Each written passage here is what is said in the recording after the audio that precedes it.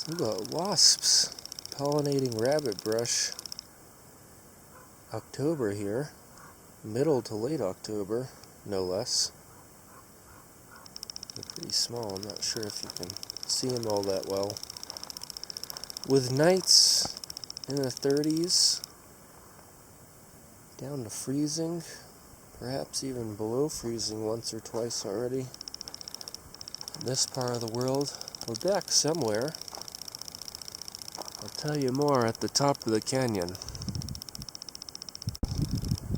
Here to settle some unfinished business. 5 months later, back in the Mount Irish range. Ran out of water around this exact point last time. Walked down that drainage, back out to Reed Springs Road, and to water at my car. That left the remainder of the traverse. So I'm back here in the fall. The botany will probably be kind of just as bad as it was in May, during the most grievous heights of drought, May and June. July came along, end of June, July, and monsoonal summer thunderstorms arrived in the region, including here. You can see some of those junipers from back in May haven't come back, but at least the drought death wasn't too widespread. Murder of ravens right here. So thunderstorms came in time to save a lot of the perennial life. And there's even some snow patches here from relatively recent storms in late September, beginning of October, excuse me. One right there near my pack. So no water concerns this time around. No excuse not to make it to the short end just ahead. It's less than 10 miles away. And I'll wrap back to Reed Springs Road and call it a complete traverse. Eryogonum's all de-leaved. A lot of other things are de-leaved, but they'll be back next year, assuming decent winter moisture this year. Cross my fingers, of course. A lot cooler this time, so very pleasant. Nights in the 30s, highs in the 60s or 70s, maybe even just 50s. Some of the higher ridges ahead with the wind. Definitely wearing pants. This time, unlike last time, even wearing a jacket at the moment, because it's quite breezy and quite autumnal.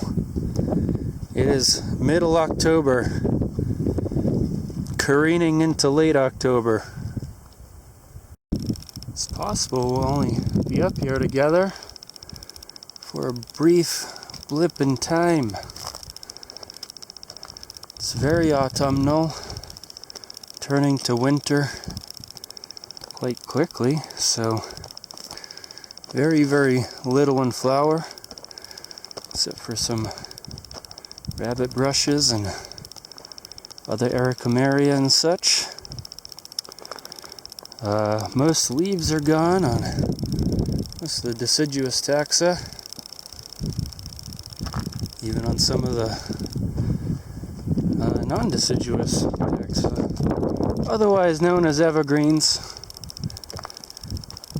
and very little in fruit to see as well. I imagine by this point, some old phlox, for example, that the winds and animals and such have detached most fruits from their mother individuals at this point in time. I'm having a nice day. It's need to exercise in the fresh air after all. Can never not need that. Soon I'll be at the end of the range. Maybe today, maybe tonight. Full moon on the way. And wrap back through some nice kind of juniper desert interface, I imagine. End of the range looks quite pleasant. South end of the range, lower end of the range.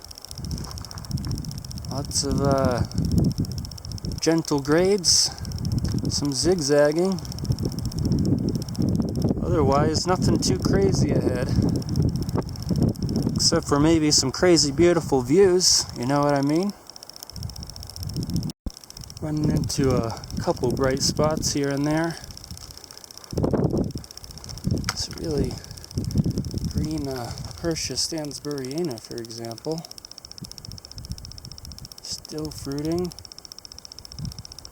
Retaining fruits from months ago. Very green. Somewhat anomalously. A lot of the other perches have already lost it. Not right here.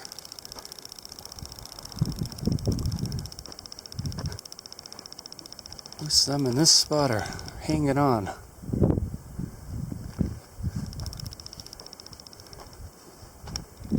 The pinyon-juniper band on the lower heights of the ridge tops of the Mount Irish range have survived the drought. It's been raining at least once per month ever since July, probably more often here. Some really heavy downpours around here and in the Mojave. I could hear the warnings for Lincoln County on the radio while just sitting and working in Arizona, and experiencing a lot of that moisture down in Arizona as well. Clark County obviously hit quite a bunch. Still plants flowering in Clark. We were just there last week. We'll be back there again really soon.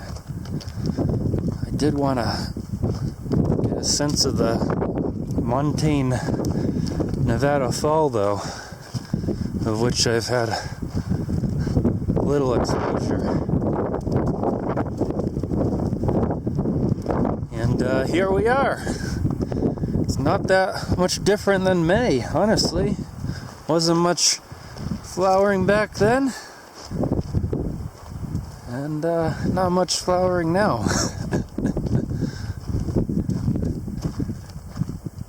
It is interesting to see the drought death, though, which is just fine. I think this forest needed a little bit of spacing out, and that's just natural selection at work, honestly. Less drought-resistant individuals are gonna die off first. Parts of some junipers dead, but that one's fine. I thought it had been more so the junipers dying off previously, but we're seeing a lot of dead pines at the moment. I gotta get over across that gully. There's another dead pine, for example. Some Eryogonum in flower still.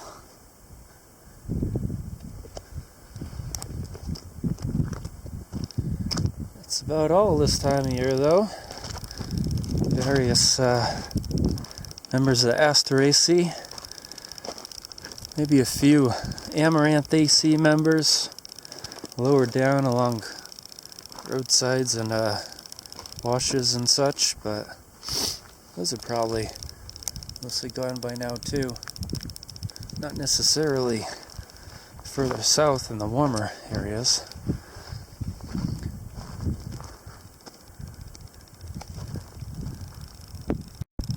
Quite a lot of death right here. Almost all the pines as far as I can tell. See all the skeletons on that opposite slope?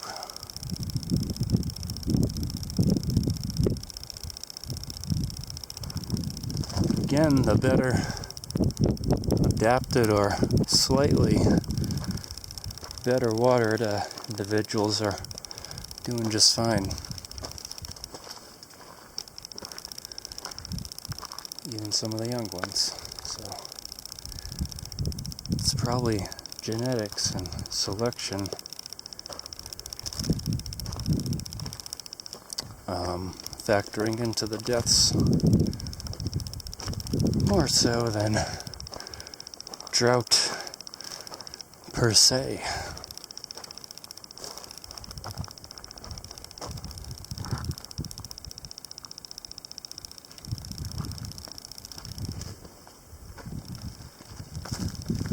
That's the Reed Springs Road.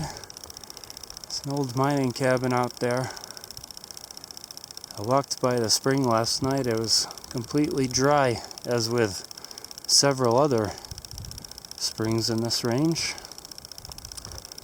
So I would say we're on the front lines of aridification right here in the Mount Irish range. On the edge of the Mojave, edge of the Great Basin. Great Basin, in fact, is just over there, whereas this valley drains into the Colorado River. So this is one range that's actively drying out. Some Eryogonum hanging on here. Middle to late October. Both in flower and in green leaf. Not much longer, clearly. I've been seeing a lot of subshrubby wild buckwheats hanging on up here. Not so much in flower like that, but in leaf. Not all, but some.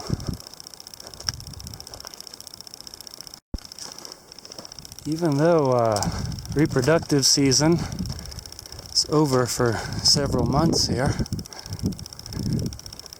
it's very nice nonetheless, because the worries about water in the back of your mind in hot weather are simply not here at all.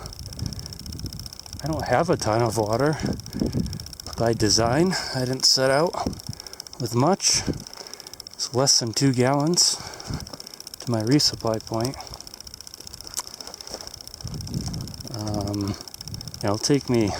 It will have taken me over a day to get to that point.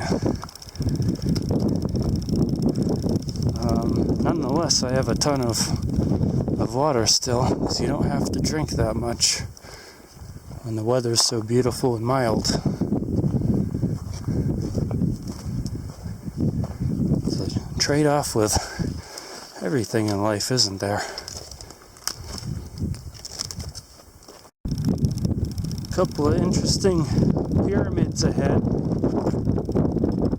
I think I need to get past them, or at least to the top of the second one by dark.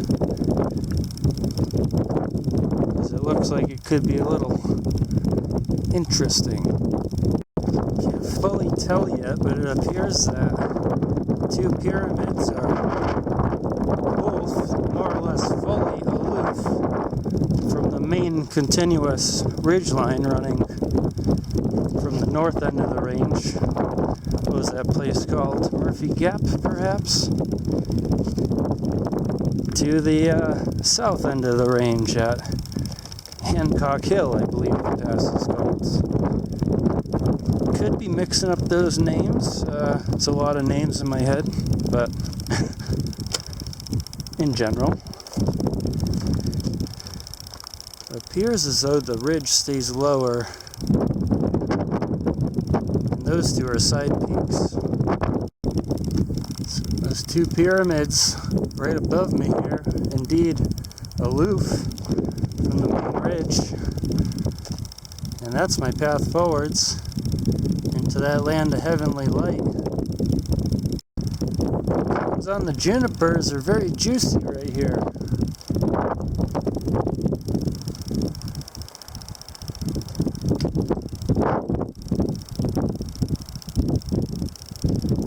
Comparatively speaking, of course.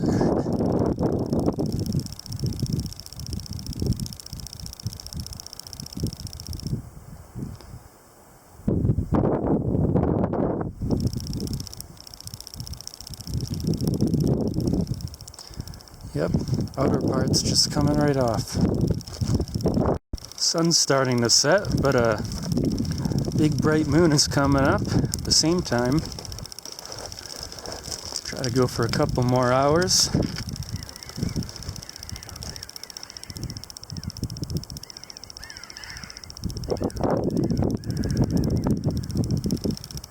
Well, that was special. Couple more hours maybe. It's not like I have to see the plants this time of year. And it's dark quite early this time of year. Not even 6 o'clock yet.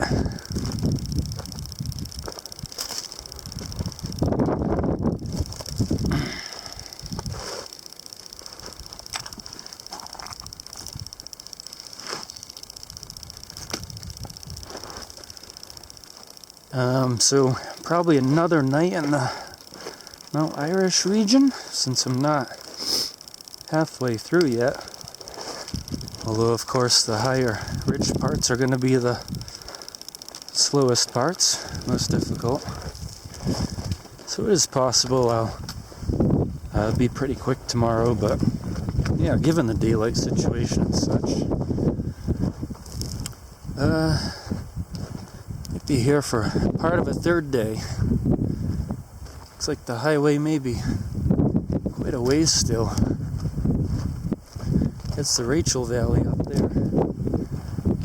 Area 51, if you will. Packing up camp here. It's in the shelter of this tree. Some snow-looking clouds off to the north and west. Joshua trees starting up here on my route. It's all downhill for the most part from here to the highway. A few rugged walls ahead. It's indeed snow coming in over the adjacent ranges here, probably over Mount Irish itself by this point. I think I'm fine. So close to get into the Mojave here. In any case, yeah, this is the lowest of the forested zones and won't get hit too hard. But it is quite dark. Quite a squall out there on the Timpaiute Range, I think that is.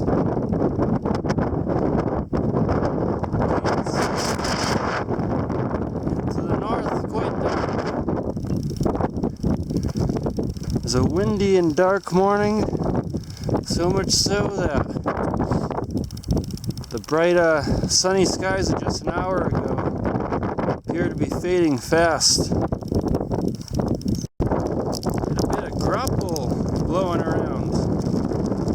Look at that.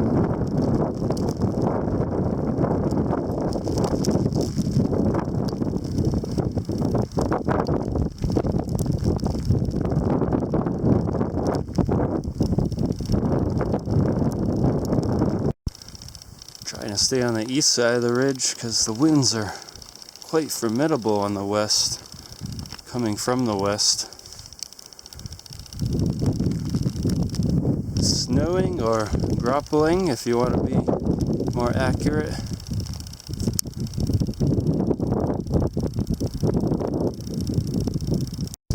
Coming down rather heavily now. It's accumulating.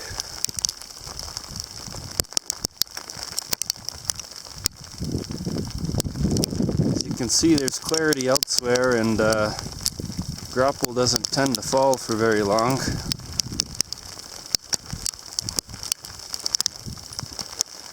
Quite unexpected. It's blowing in hard. Looks pretty wicked and viewless. Visibility has plummeted. Just a couple miles from the end. I may have to do it along the edge of the ridge here. Really not much ridge left. Over 6,000 feet now, but hasn't stopped the storm from taking hold. This is it. This is the end. I'll be coming back along that dirt road for just a little bit. This is the end of the Mount Irish range. And I'll be coursing through its foothills to reach the southern tip, where I have some supplies right off the highway. Highway's hidden in all the hills, but it's just a couple miles ahead. Weather seems to be improving. That's the ridge right there. Those are the bottoms down there.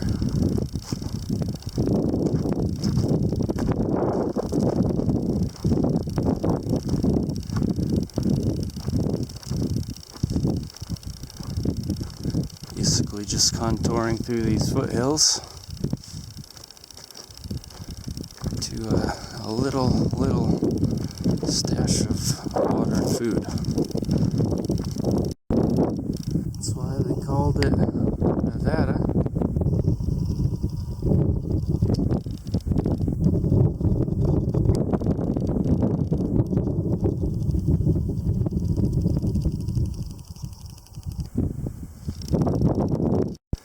It's sunny. The sagebrush is flowering here. Wind pollinated.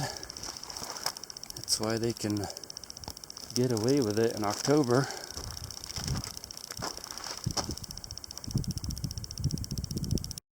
Members of the asteraceae, of course, but the heads are quite small. This is pretty sad.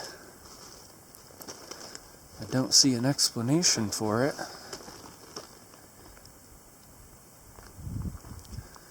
Couple pups coming up though. It's still very much living somehow, at least part of it. Or it's very recently fallen. Half of those roots look still connected. I'm gonna guess had something to do with a deluge, a summer deluge.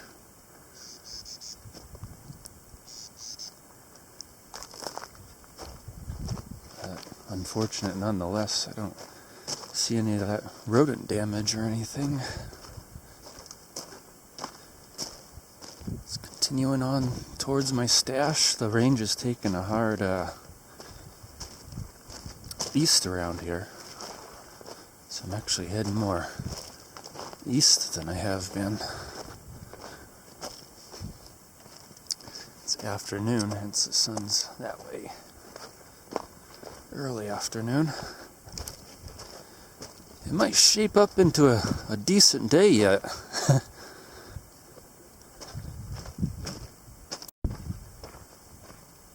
Found a road here taking me through the southern high areas of the Mount Irish range. I think the road will be a wrap. Here, in fact, is the highway. Right at the top of that rise is the end of the range. In a sense, these are all the Paranagate Mountains. They flow into each other. And the range ends with a bunch of blackbrush.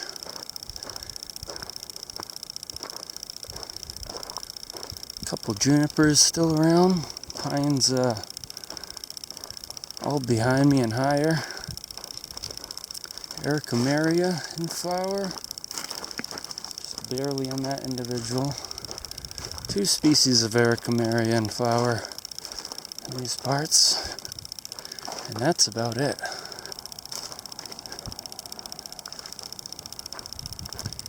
There's the highway.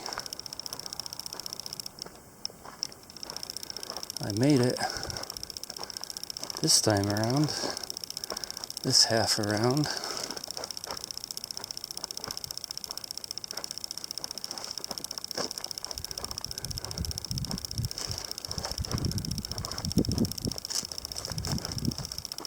It's a beautiful place for those who can tolerate it.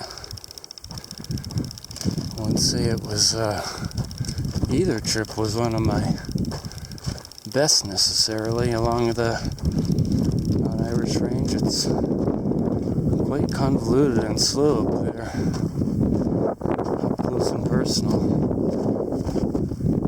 Lots of meandering towards the end here.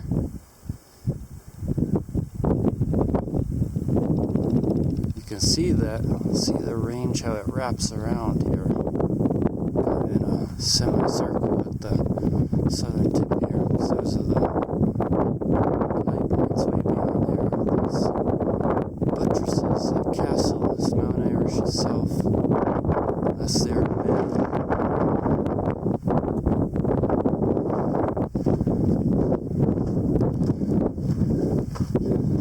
Alright, talk to you soon from somewhere